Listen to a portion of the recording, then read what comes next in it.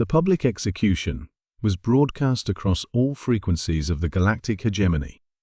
7 human women, diplomats, who had sought peaceful relations with the alien empire, dangled from anti-gravity nooses in the central plaza of New Arcturus.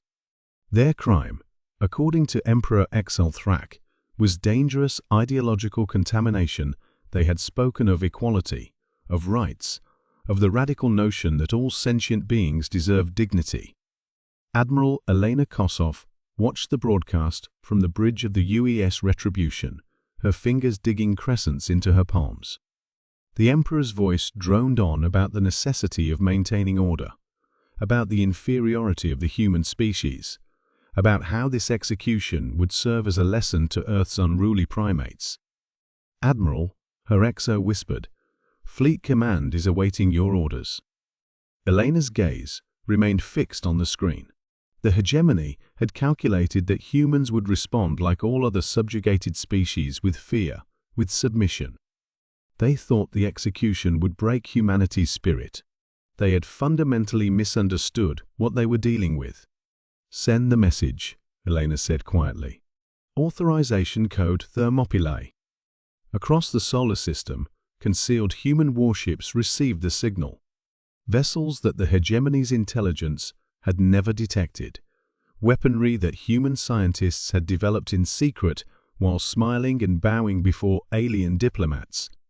For 3 decades, humanity had played the part of the grateful junior member of galactic society, all while preparing for this moment. The first hegemony worlds fell within hours. Human strike teams, enhanced with neural implants, that the aliens had banned as barbaric, infiltrated planetary defense networks. Warships emerged from fold space at precisely calculated coordinates. The attacks were surgical, devastating, and utterly ruthless. On Xelthrak's palace world of Sirathar Prime, General Wei Zhang led the ground assault personally. His power armor, forbidden technology by hegemony standards, shrugged off energy blasts as he strode through the ornate corridors. "General," a voice chirped in his ear, "Xelthrak is attempting to evacuate through the eastern spire." Wei changed course, his enhanced muscles propelling him faster than any unmodified human could move. He caught up with the Emperor's entourage at the landing pad, where a royal shuttle was preparing for departure. "Emperor Xelthrak," Wei called out, his voice amplified by his armor's systems. "Humanity has come to return your lesson in diplomacy." The Emperor's obsidian eyes widened, his iridescent scales reflecting the fires of his burning capital city. "You're making a mistake," he hissed. "The full might of the hegemony will—" "Will what?" Wei interrupted. "Your central command has already fallen. Your fleet admirals are dead or surrendering. You thought we were weak because we sought peace.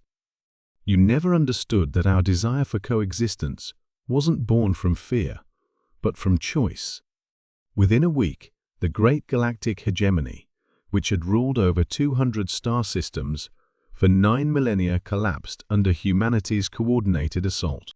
The other subjugated species watched in awe as the newest, supposedly weakest members of galactic society dismantled an empire that had seemed eternal. Professor Lin Mizaki, addressing the first Galactic Assembly of Free Species 3 months later, explained it clearly. "Throughout human history, we have learned that peace must be chosen, not forced.